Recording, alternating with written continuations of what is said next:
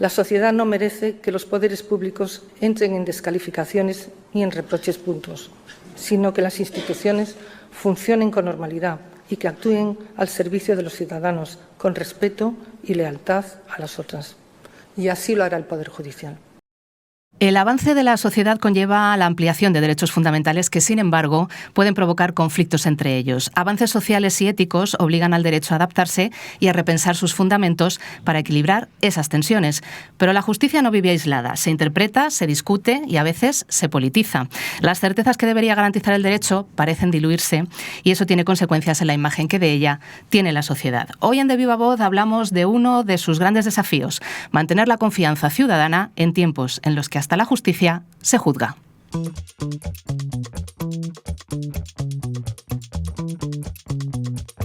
De Viva Voz, el podcast de la Universidad de Alcalá.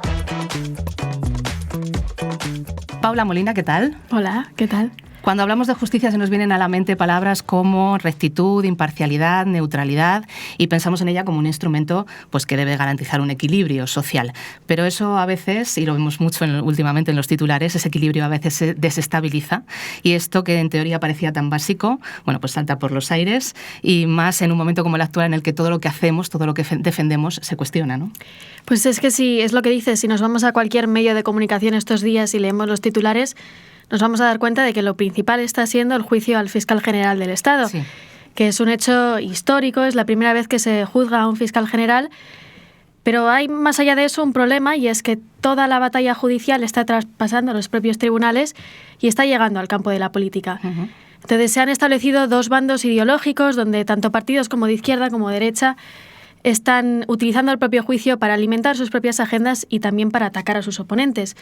Y todo esto se suma un poco a las tensiones que ya existen en el derecho, porque muchas veces los derechos de unos chocan contra las libertades de otros y eso también genera más problemas. Entonces yo creo que estamos llegando quizás a un punto de no retorno en el que sea cual sea el desenlace de este juicio del que acabo de hablar, se va a ver como una victoria para un bando ideológico o para el otro. Quizás estamos perdiendo el foco sobre lo que realmente debería preocuparnos. Uh-huh. Bueno, pues algunos de esos casos, de esas situaciones en los que parece que derechos y libertades de unos entran en conflicto y cómo se viven esas situaciones en la sociedad actual, vamos a hablarlo con nuestro invitado de hoy, Miguel Rodríguez, catedrático de Derecho Eclesiástico y también secretario general de la UAH. Miguel, gracias por acompañarnos. Bienvenido a De Viva Voz. Muchísimas gracias. Gracias a vosotras por contar conmigo. Es un auténtico placer estar hoy aquí para hablar de temas de tanta actualidad y tan apasionantes.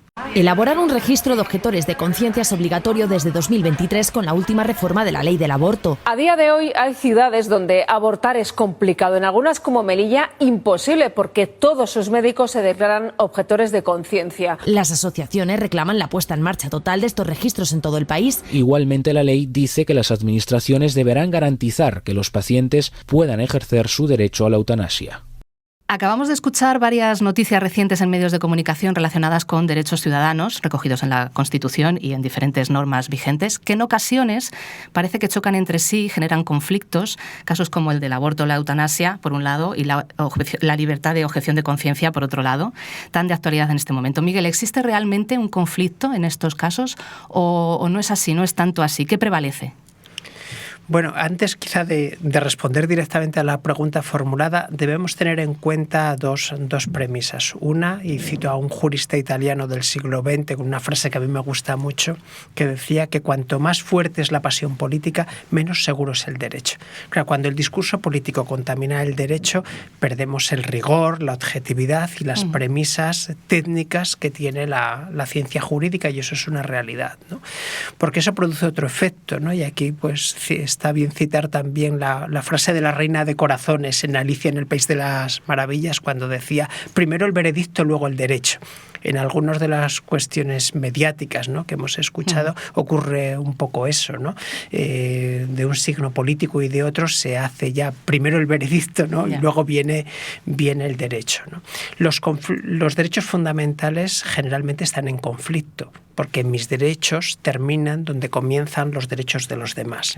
En temas tan delicados y de tanta actualidad como, por ejemplo, la eutanasia o el aborto, ¿no?, el registro de médicos objetores objegadores de conciencia a la eutanasia o al aborto, que ha estado de actualidad recientemente a raíz de la carta que el presidente del gobierno envió a determinadas comunidades autónomas y la reacción que hubo, por ejemplo, en el caso de la presidenta de la Comunidad de Madrid, pues vemos que algo que es ejercicio de dos derechos chocan con el derecho legítimo a la objeción de conciencia que tienen los médicos, que es un derecho reconocido en la legislación y que dimana directamente de nuestra Constitución.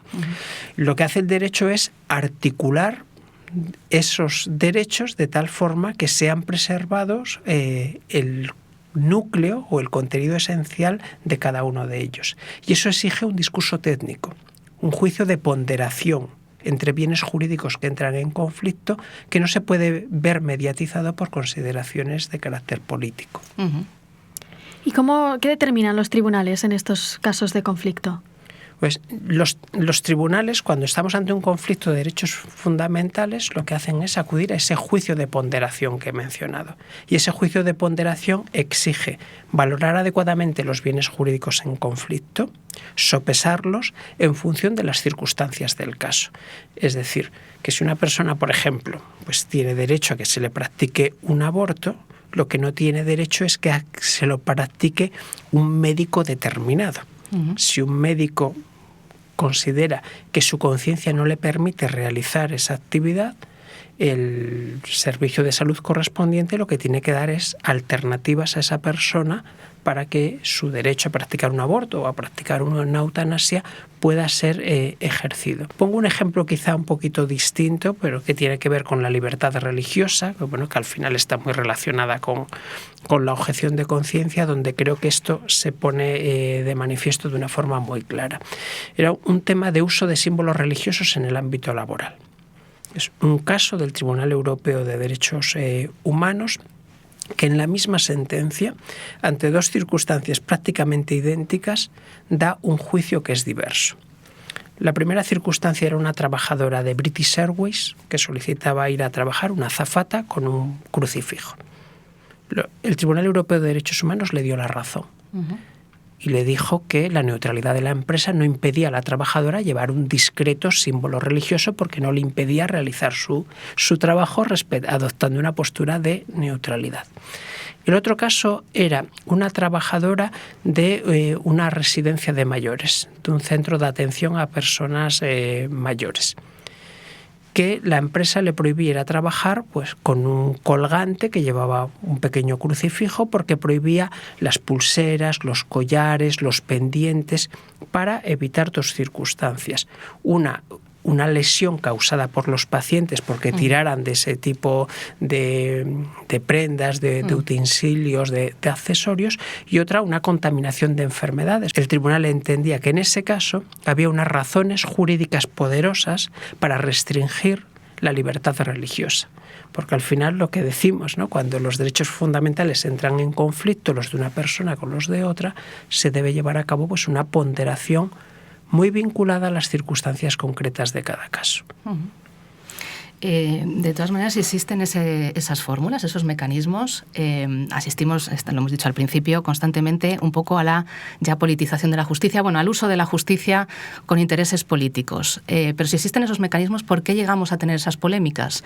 ¿Cómo puede escapar la justicia de ese uso interesado por parte de la política cuando los mecanismos de funcionamiento y de solución de posibles conflictos están claros? Claro, porque el derecho es algo que está en constante evolución. Al final, para mí, esto es algo muy personal, ¿no? Muy subjetivo, no todo el mundo lo comparte, ¿no? Para mí el derecho es una herramienta social al servicio de la justicia y de los derechos de la ciudadanía.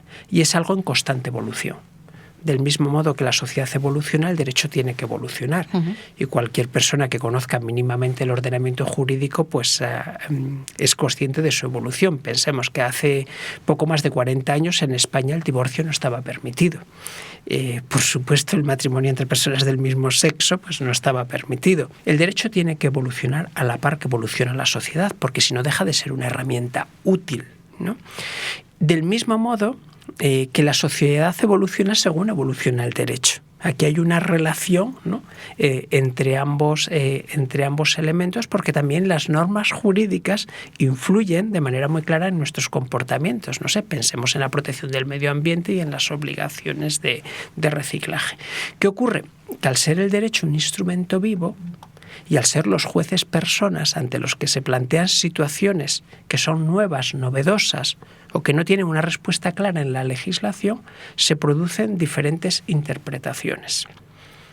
Cuando trasladamos esto al caso concreto de los derechos fundamentales, que era del que estábamos hablando, yo creo que hay que partir de una premisa fundamental de nuestro sistema jurídico, que es la máxima eficacia posible de los derechos fundamentales, de los de todas las personas, porque los derechos fundamentales no admiten jerarquías entre sí. Lo que hay es que conciliar ambos derechos y no tomar partido por una de las partes de antemano. Es decir, no querer resolver con criterios políticos algo que es un criterio estrictamente técnico-jurídico. El derecho a la objeción de conciencia es un derecho muy interesante y un dato en este sentido es que muy poquitas constituciones lo reconocen de manera expresa como un derecho fundamental. ¿Por qué? Porque partimos de una premisa que es la de que todos los ciudadanos y todos los poderes públicos estamos sujetos al derecho, al ordenamiento jurídico. La ley, la norma se nos aplica a todos. La objeción de conciencia es el derecho a negarse a cumplir una norma por razones de creencias, convicciones, éticas, morales. Entonces esto abre, ¿no?, como una vía peligrosa, ¿no? Esto siempre es visto con reticencia, ¿no? Y de hecho nuestro Tribunal Constitucional en 1982 reconoció expresamente el derecho a la objeción de conciencia como un derecho fundamental que derivaba de la Constitución y 5 años más tarde, en 1987, matizó mucho su postura. Dijo, hombre, la objeción de conciencia es un derecho, pero no fundamental.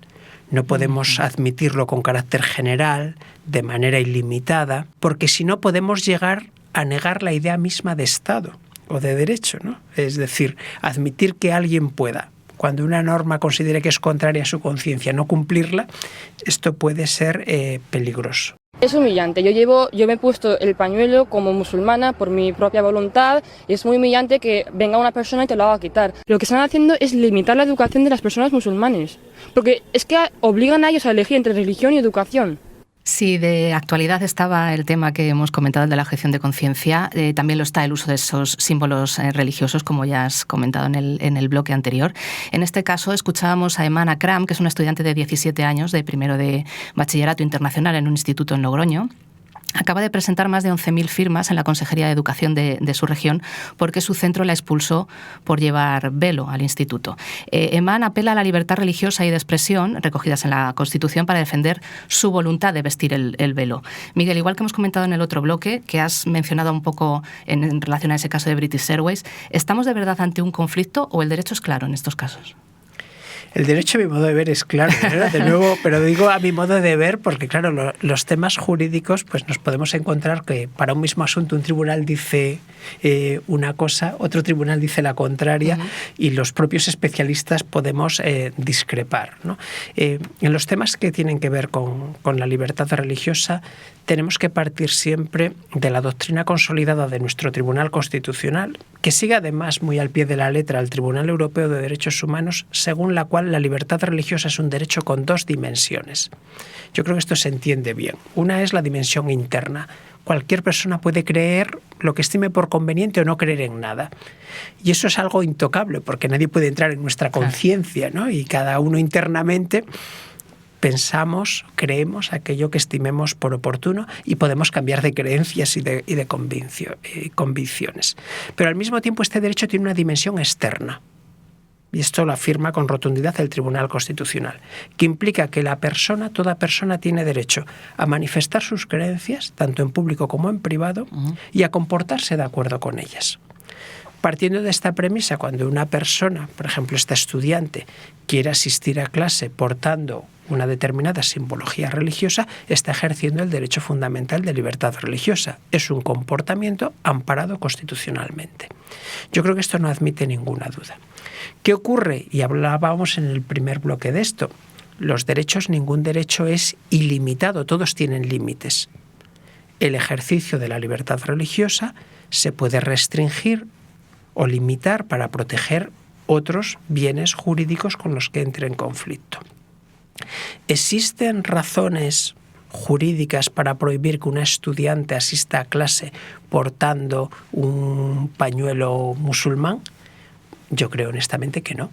Es decir, que no, eso no atenta a la neutralidad de la escuela pública, porque la que tiene que ser neutral es la escuela, la administración, pero no los estudiantes.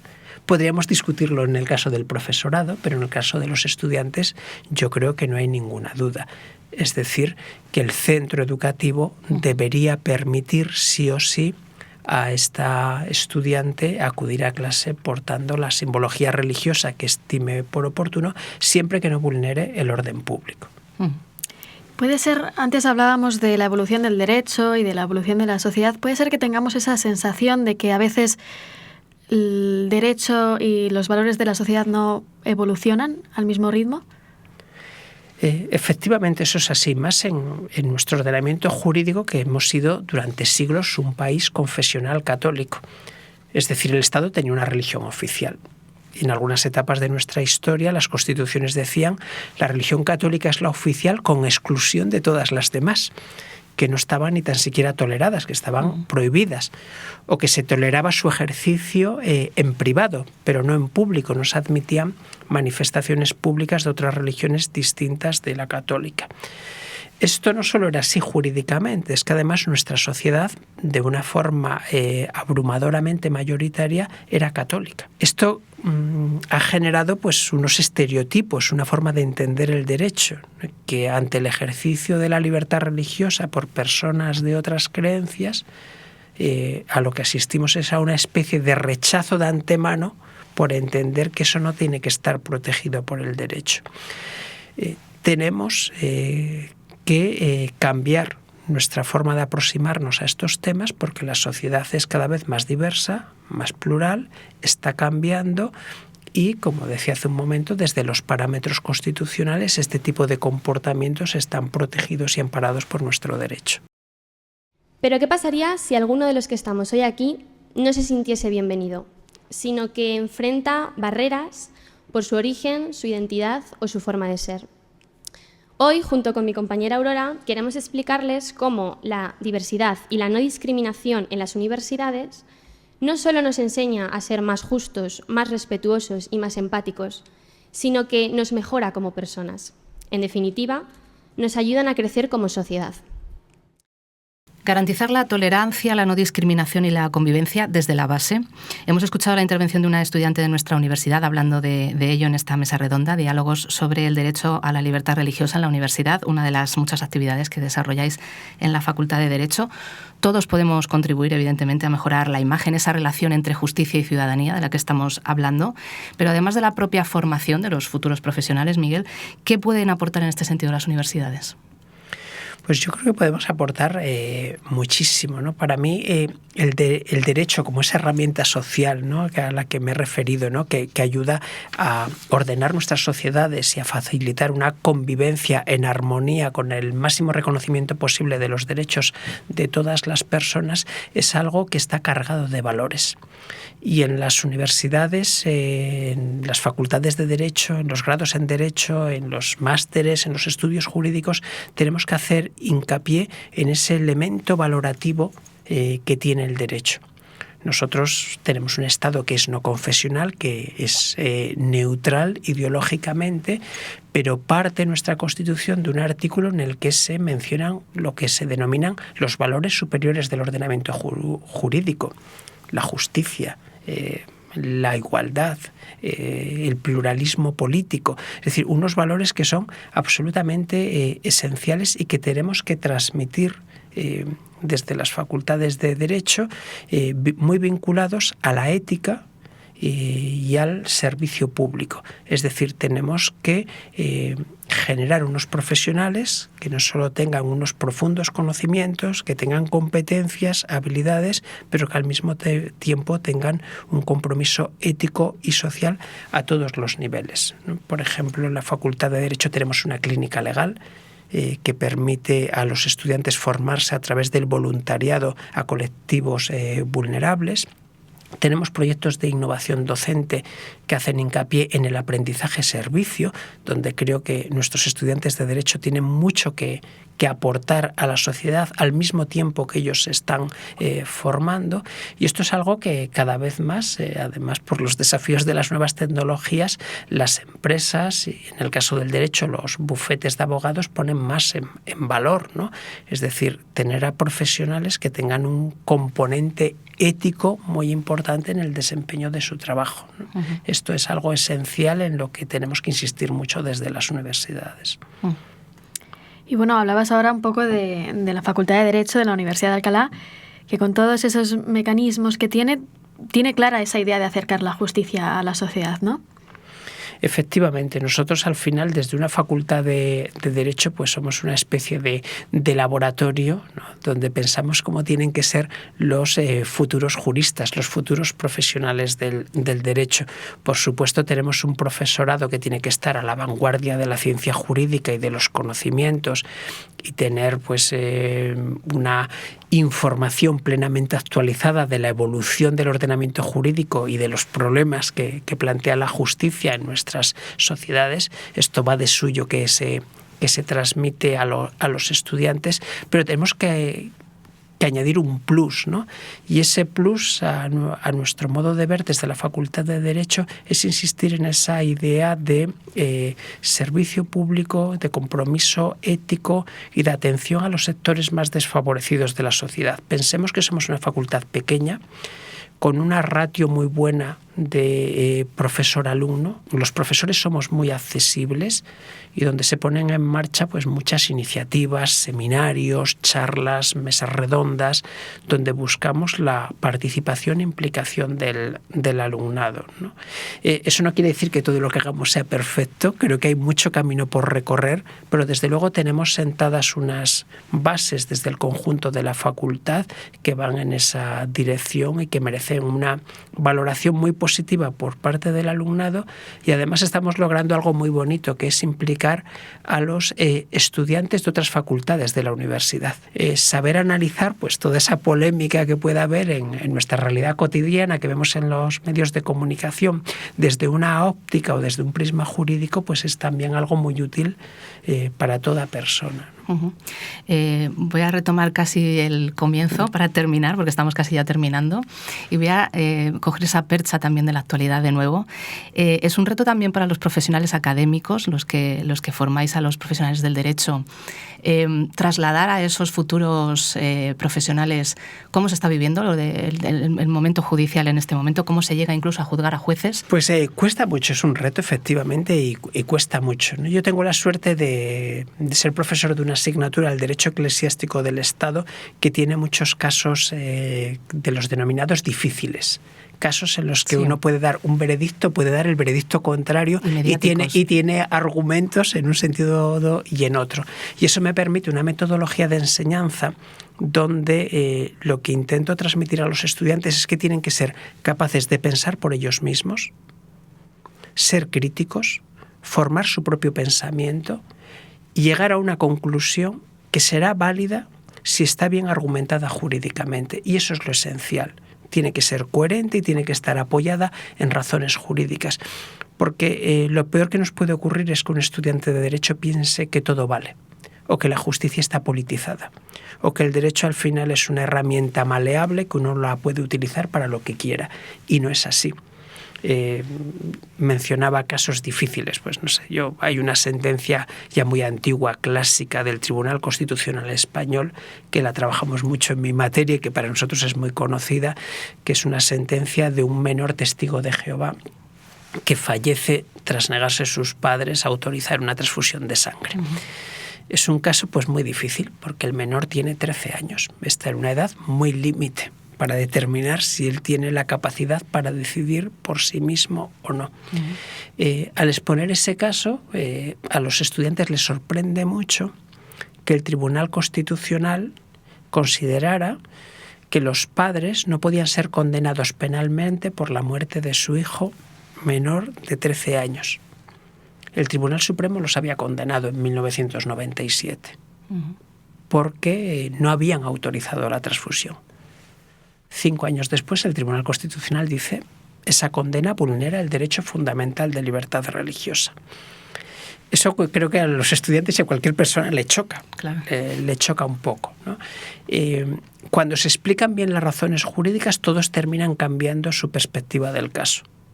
Lo primero, entienden que una persona mayor de edad puede negarse a recibir un tratamiento médico por razones religiosas o por su propia voluntad.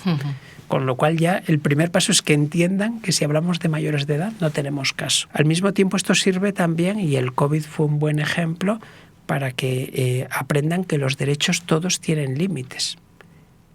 Y si decimos, pues toda persona mayor de edad se puede negar a recibir un tratamiento médico. Ojo, ¿puedo negarme a vacunarme en el caso del COVID? Si la vacunación es obligatoria, si estoy poniendo en riesgo la salud pública o la salud de otros, ¿puedo negarme? Entonces ahí ya empiezan a matizar la respuesta, porque la respuesta es no me puedo negar, porque si es una vacuna, un tratamiento médico obligatorio por razones de salud pública, pues no me puedo negar, porque hay otro bien jurídico que obliga a restringir el mío, ¿no? Si luego seguimos avanzando y llegamos al menor de edad, pues vemos que el caso se complica mucho, que nos entra en escena el interés superior del menor. ¿Qué es el interés superior del menor? Tenemos que prestar atención, como hemos visto, ¿no?, a lo largo de esta charla, a las circunstancias particulares de cada caso y saber razonar y argumentar jurídicamente, ¿no? Todo este ejercicio yo creo que hoy día en las facultades de Derecho es esencial y mucho más importante que transmitirles datos, que transmitirles que aprendan artículos de la ley de memoria. Porque hoy día la información está y está a golpe de clic, la llevan en el móvil. Y por tanto, pues yo creo que no tiene sentido una enseñanza memorística del derecho como se hacía en el siglo XIX o en el siglo XX, trabajar mucho más competencias, habilidades, razonamiento crítico, pensamiento crítico, saber expresarse, oratoria y una serie de cuestiones que son fundamentales en nuestras sociedades y en el mundo profesional de hoy día. Bueno, claramente podríamos seguir hablando mucho rato, pero se nos acaba el tiempo de este episodio. Miguel Rodríguez, catedrático de Derecho Eclesiástico de la UAH, gracias por estar aquí hoy en De Viva Voz. Muchísimas gracias a vosotras. Siempre es un auténtico placer poder reflexionar sobre aquello que uno ama tanto y que siente, porque nuestra profesión es una profesión muy vocacional. Muchas gracias. Seguiremos trayendo nuevos e interesantes temas en los próximos episodios de Viva Voz. Gracias por acompañarnos en este capítulo. Hasta pronto. Saludos de Paula Molina y Olga García.